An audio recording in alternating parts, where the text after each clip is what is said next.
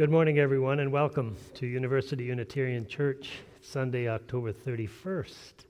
My name is Jon Luopa, and I'm one of the ministers here and happy to welcome you this morning. Also to welcome those who are worshiping with us on the live stream. We're glad to have you with us, friends. A couple of announcements before we begin the service. Today we are acknowledging a Pumpkin Sunday.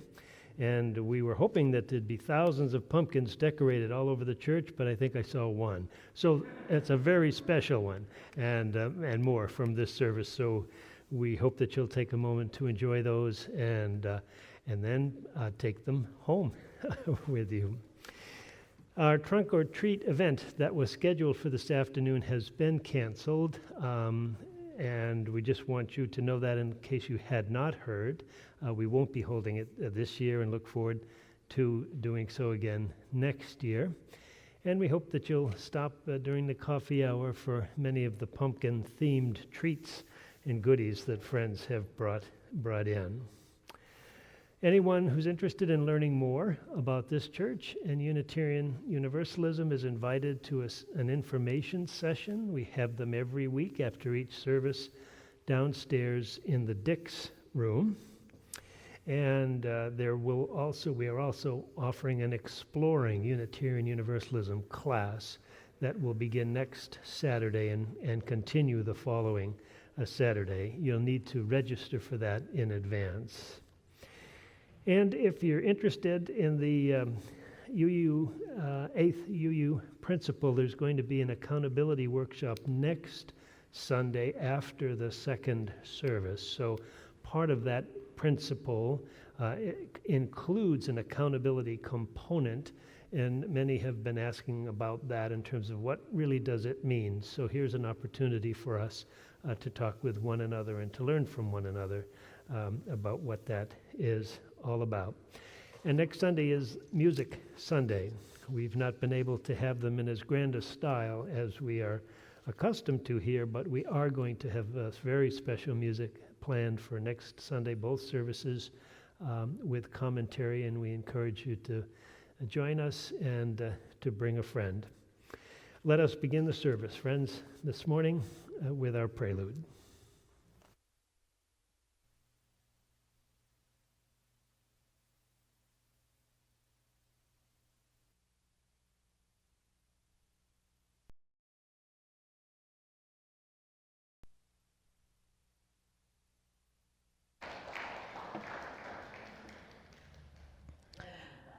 I call us to worship this morning with these words from the Reverend Florence Caplow. As we gather round our shared flame, we honor and remember those who have passed into the mystery. Their brightness lives on in our vision.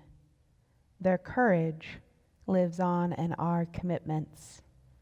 And their love continues to bless the world through us. Welcome to worship this morning. Welcome to University Unitarian Church, and happy Halloween. Would you please rise now in body or in spirit for our doxology, followed by hymn number 103 for all the saints, and remembering to sing from your hearts, but not yet your mouths.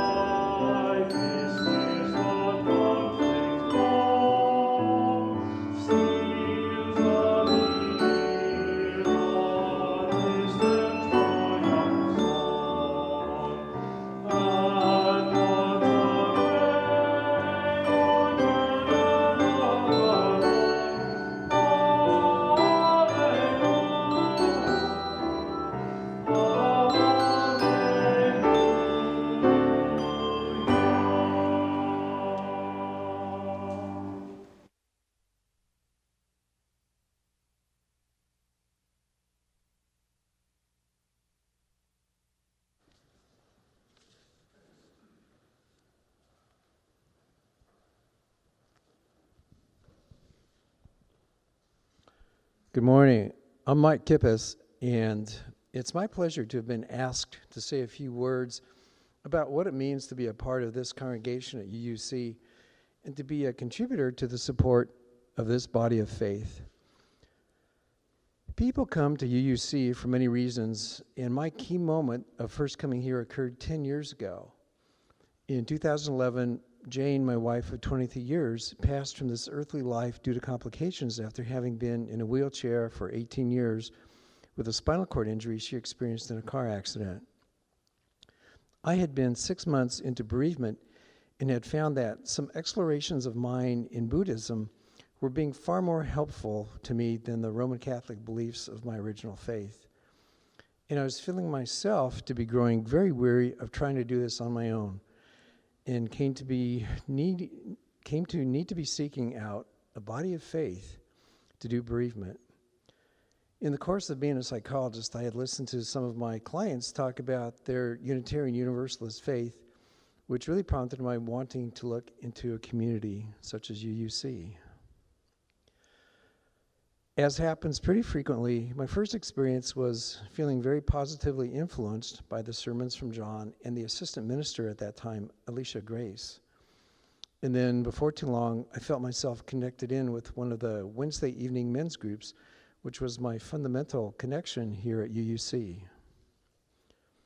As time went on, I felt deeply affected by the continuity of this congregation in social justice, from raising a voice in opposition to nuclear weapons testing in the era of McCarthyism, to the civil rights movement, onto the era of Reagan and the need for sanctuary in the wake of his policy in Central America, to the impetus towards marriage equality, and onto Black Lives Matter and what I hope will become the 8th principle. And what happened next was my first experience of attending a coming-of-age service and hearing the varying states of faith of the youth, and to hear those statements all heard and equally accepted by the congregation convinced me that this was the right place for me. As well, I think of myself as being something of a mystic who also has a background in chemistry and physics and biology. And I find faith in things like the implications from quantum mechanics and quantum physics that energy and matter are only differentiated from each other because of the influence of some greater sort of consciousness. And I find a transcendent profundity in things like the words of Ralph Waldo Emerson's commencement address of 1838 and Mozart's clarinet concerto in A. I've been a pilgrim on the Camino de Santiago Compostela in Spain, and am now presently holding space for the Hawaiian tradition of atonement and forgiveness in Ho'oponopono.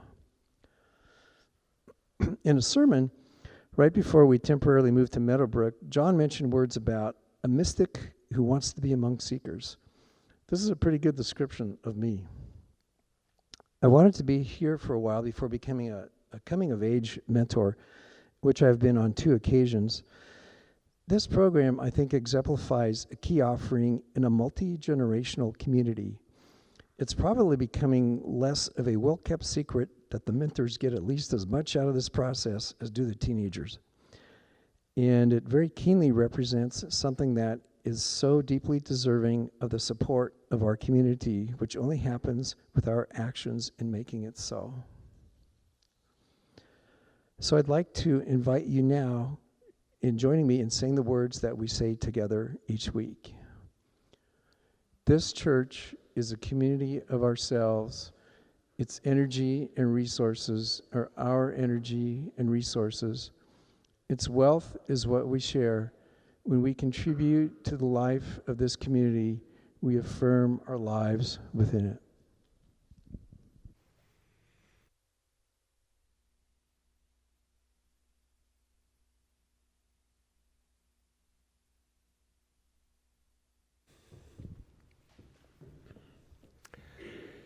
Just a word before we get to enjoy the anthem that's going to be shared with us this morning. We've been very lucky here at UUC over the last several years, despite our moving from here and hither and yon, and then the COVID coming in, which has shut down our choirs, to continue to enjoy such excellent musical resources, and the bells have been doing extra duty, playing many times a month. I was going to say they're doing all the heavy lifting over here in the corner, and they are doing that. And of course, with Dwight and our soloists and Karen Thomas, my gosh, we've been most fortunate indeed. And we share the privilege of Karen Thomas with the Seattle Pro Musica. She is our music director and their artistic director, and they have put together a couple of videos here of anthems which we have been given permission to use in our services. So we're going to hear the first of those today. But our gratitude to Karen and to Seattle Pro Musica for sharing their art in our worship service. Thank you. Yep.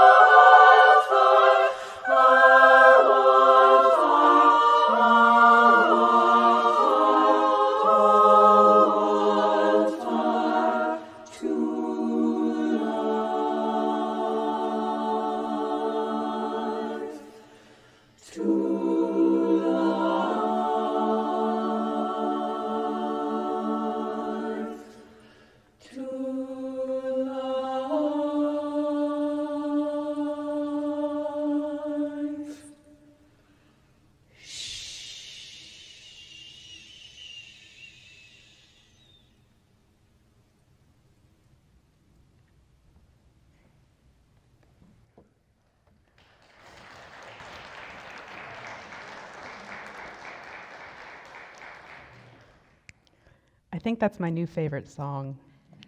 It's incredible. So in the cycle of the year, we have entered into the days where a number of cultures pay homage to the ancestors and to those who have died. These are the days of Dia de los Muertos, All Souls, Halloween, Samhain, so many. And it's a thin time. It's thin as it's located between seasons and between time. So on this Halloween morning, I offer you this gratitude prayer in honor of the ancestors. And so taking a moment to just land in this present moment.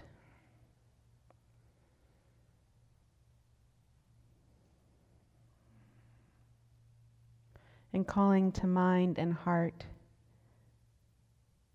your ancestors, those whose faces and names you know,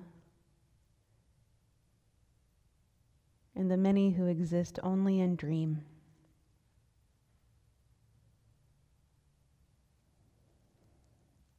None of us made ourselves. We are born of generation after generation, emerging within an unbroken spiral dance across evolutionary time. We turn toward those who gave us life, those who loved us into being, and those who couldn't for their own pain. Giving thanks for this gift of life. Giving thanks for the cultures passed along and grieving the cultures that were lost.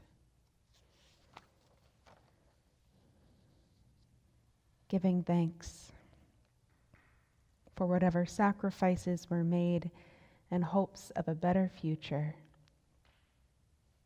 and honoring all that was endured and all the love that made life livable.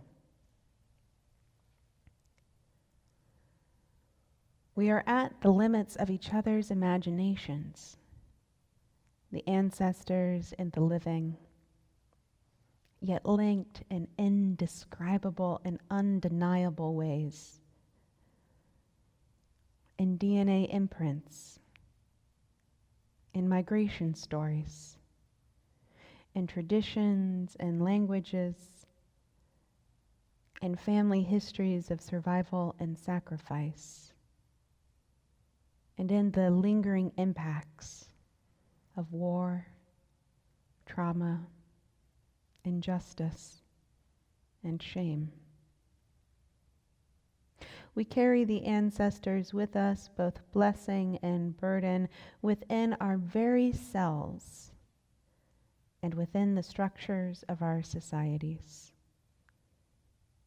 Whether or not we knew their faces, we turn toward our family tree to remember our roots, to tend to the wounds of intergenerational trauma, and to reconnect with those deep sources of life, forgotten or denied, those deep sources of life that have kept our people alive over centuries, drawing strength from them to meet the dawn before us,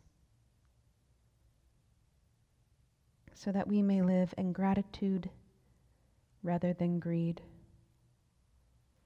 in interdependence rather than isolation,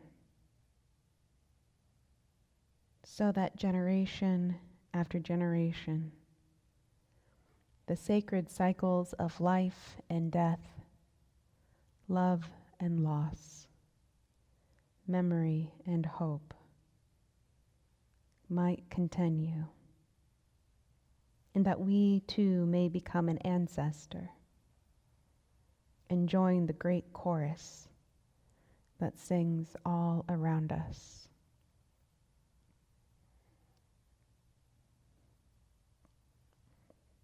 To these words, I invite you to add the silent prayers, meditations, and gratitudes of your own hearts.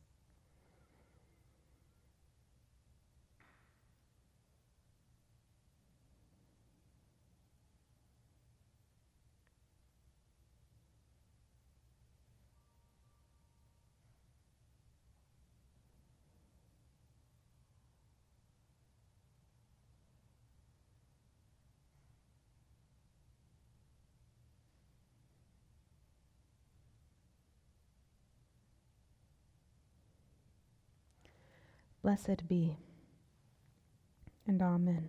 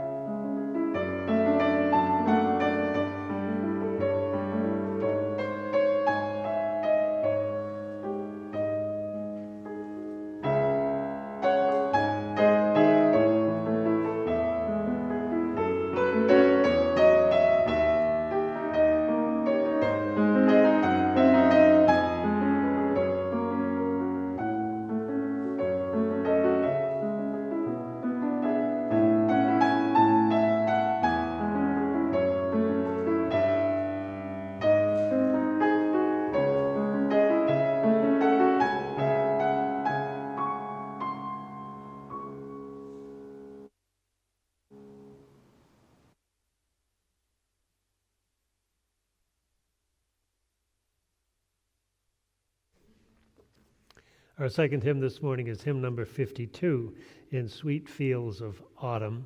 I invite you to remain seated or to stand as you wish. Number 52.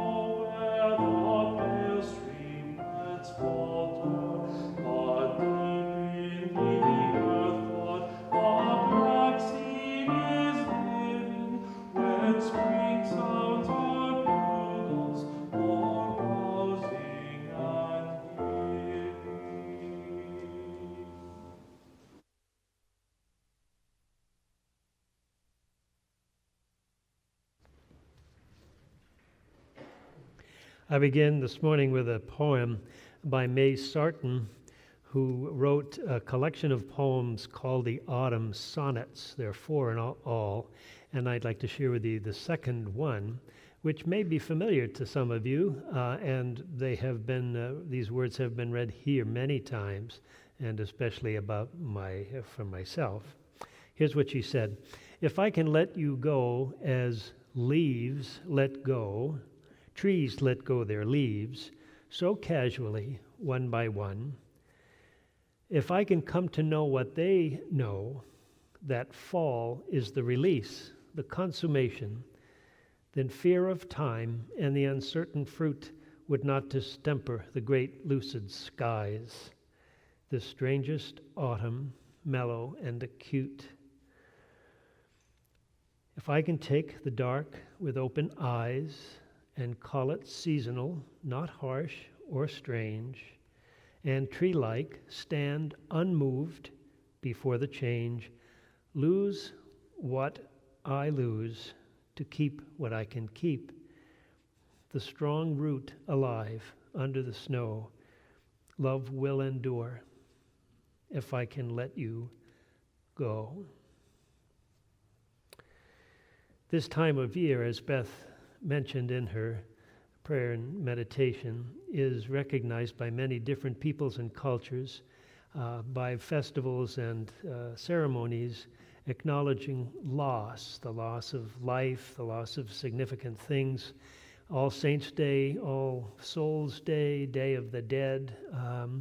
These are times when we seasonally recognize that we have lost very significant parts of our lives, and grief is the necessary reaction to it, of course. This seems to be a deep human impulse, particularly in places where the seasons are quite distinct from each other. Not quite so much here in the Northwest, but enough for us to get a sense that it's cooler. In the morning there's frost, it's darker earlier, and the winter rains and winds are coming. I like this poem because it speaks of loss and grief in natural terms, which is much better for us coming from so many different religious traditions, or no traditions at all, actually, and comparing the acceptance of loss to the ways in which the trees shed their leaves naturally, calling our loss seasonal, not permanent, but seasonal. Life will come back again. To take the dark with open eyes, not closed eyes or hiding from the encroaching darkness. And then ends with the seemingly conundrum, love will endure if I can let you go. The experience of loss, a necessary part of what pushes us all towards growth. Loss is a seasonal experience, not a permanent experience, such that in time we become familiar with it. We learn how to do this first in our families of origin. Sometimes we learn it well. Most times we do not learn it very well. Watching our elders deal with the losses in their own lives, sometimes hiding from them repeatedly and not dealing with the grief and the anguish so that it accumulates over time and really impacts their lives negatively. How is it possible to learn from our losses? Well, I think Sarton had it right. Only if we are able to take the dark with open eyes and not close them to the pain. Everyone in the room today has some experience with loss.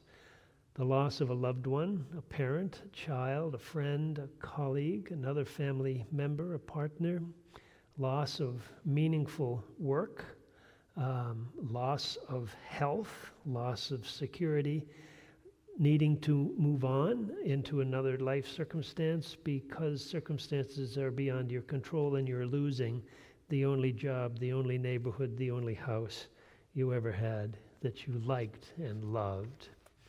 I've talked in years earlier about my first great loss in ministry back now decades ago, but that wasn't the only one.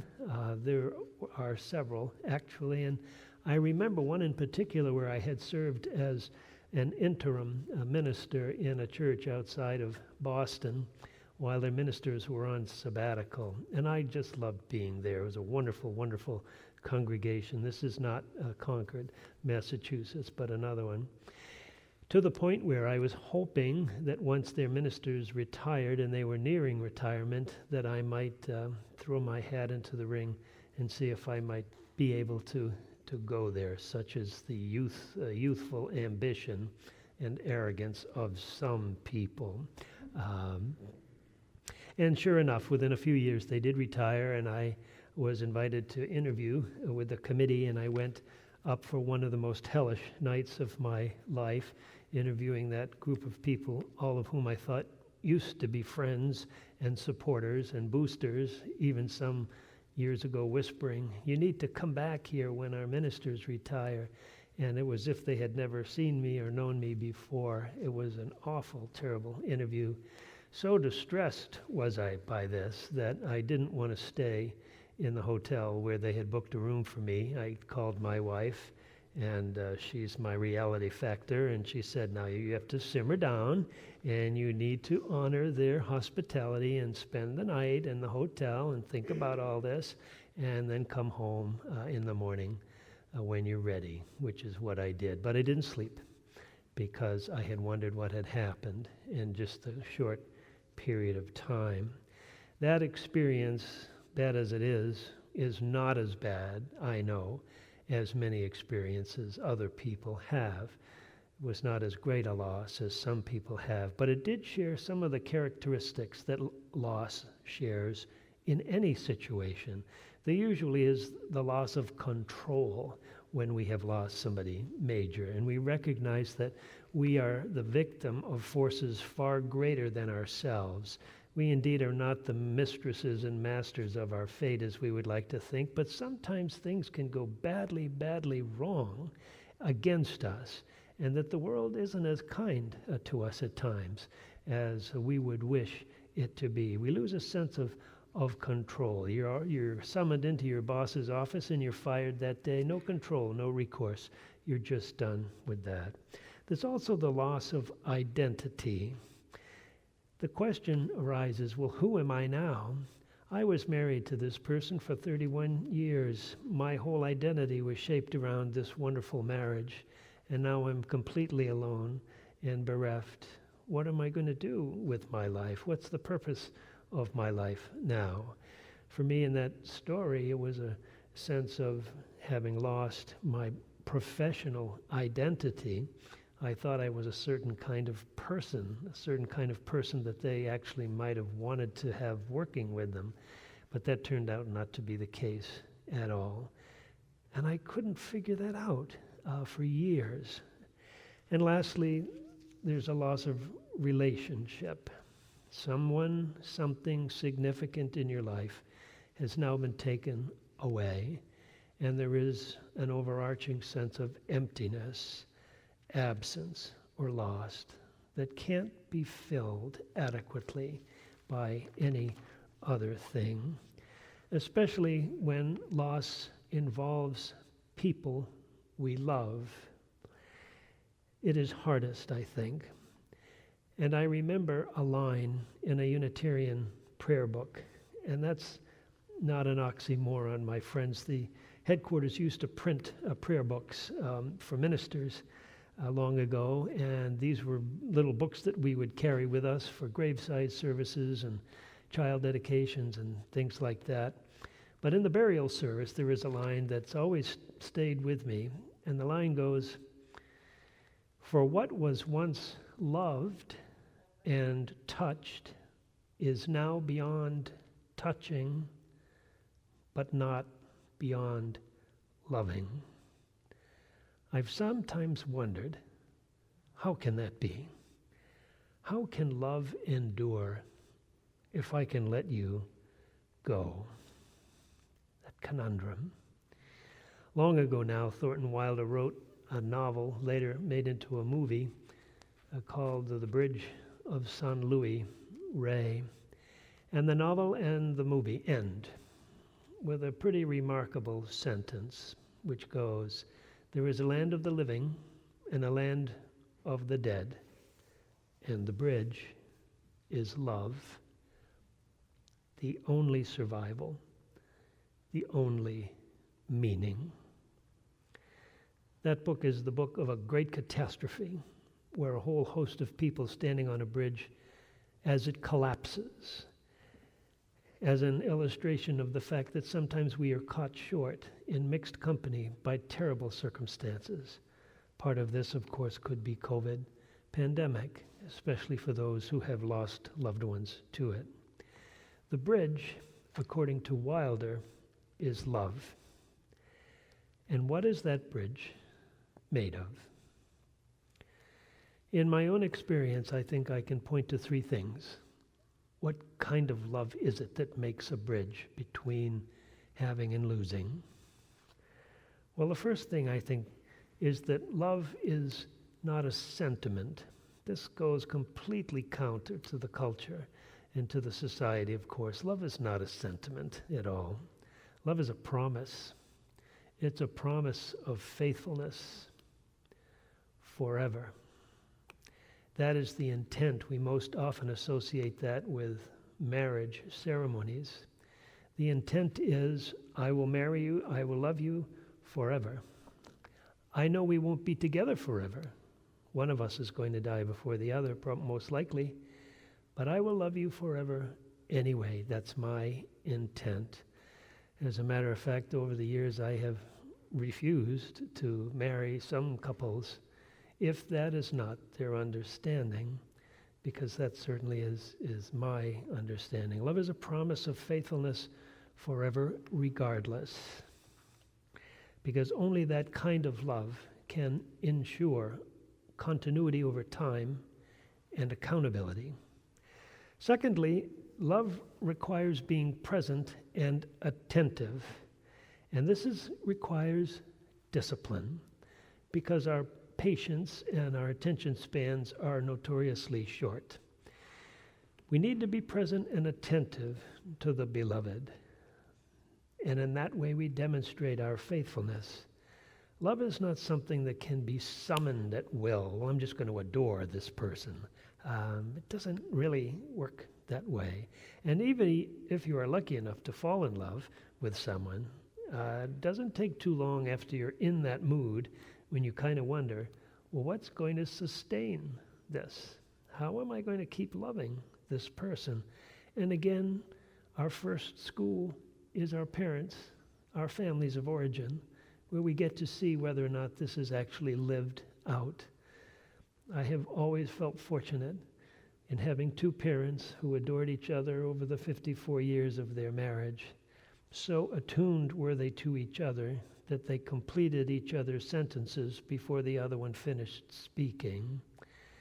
They were attuned to gestures and body movements and tone of voice to each other to such a degree that when my mom died, my dad said, I've lost half of my life. And when he died, he chose not to live much longer. He was sick.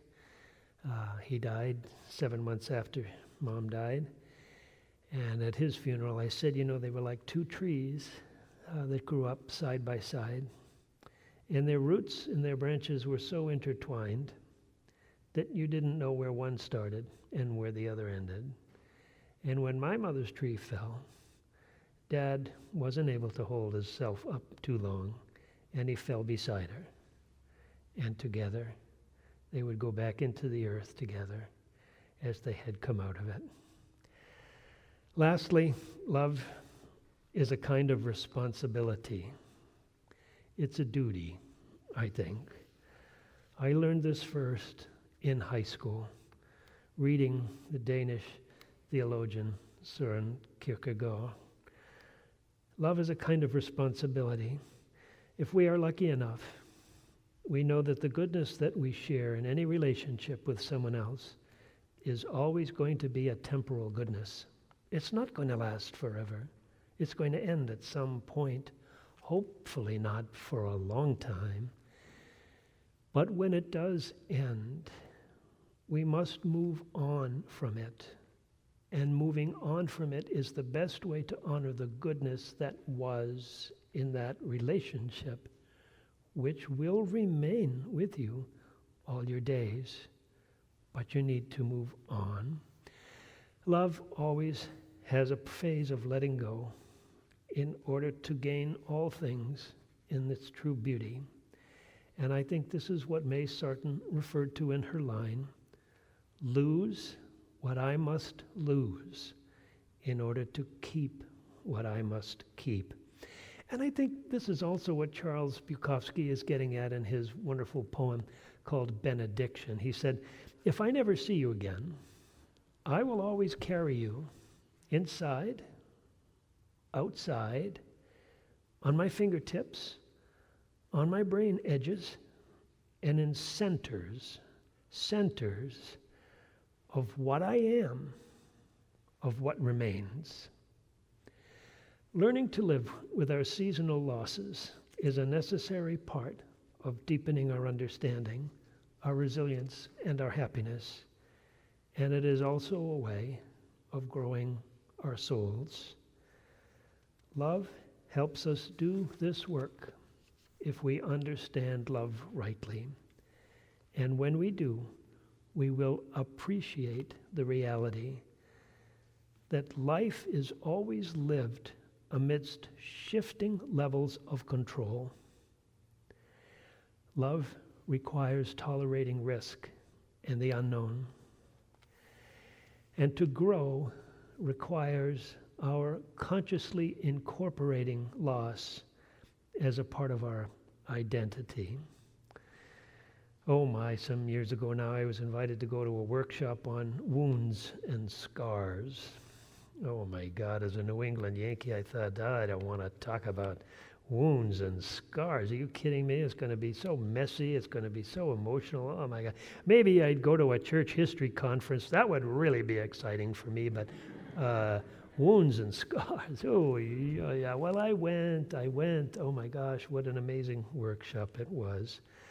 Because after we were able to come to trust each other, we were able to share with each other the fact that each of us bears wounds and scars from losses, some of which are not yet healed, and some of which are healed. And the most important taking away from that, for me, was the wisdom that we must live from our scars, not trying to have them healed by everybody else, but ministers especially must live their ministry out of their scars once the scars have been healed, once the wounds have been healed. And lastly, our days are spread out along a continuum of absence and presence. Sometimes we feel terribly alone, and other times we feel deliriously companioned. And life goes back and forth between these at different times, you see. And both are normal, and both bear gifts. Bukowski again in closing. If I never see you again, I will always carry you inside, outside, on my fingertips, and at brain edges, and in centers of what I am, of what remains. Let us find strength, courage, resilience, and honor in what remains. So may it be. Amen. Our closing hymn this morning is hymn number 6, Just as Long as I Have Breath.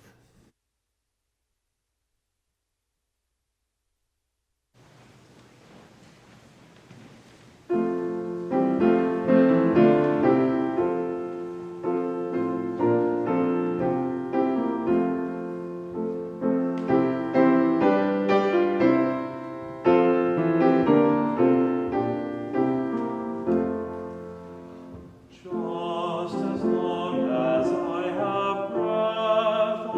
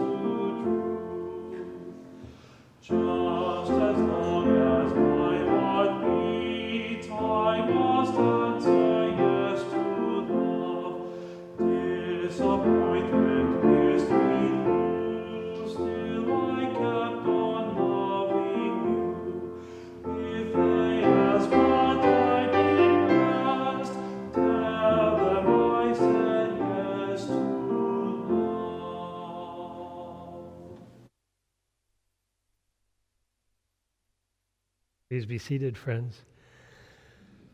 Let us take much of love into all the struggles of life, and when the recall sounds and the shadows fall, as they must, may we have hearts unembittered by all we have suffered, and uncorrupted by all we have enjoyed, and be at the last remembered and cherished as those who lived boldly. Amen.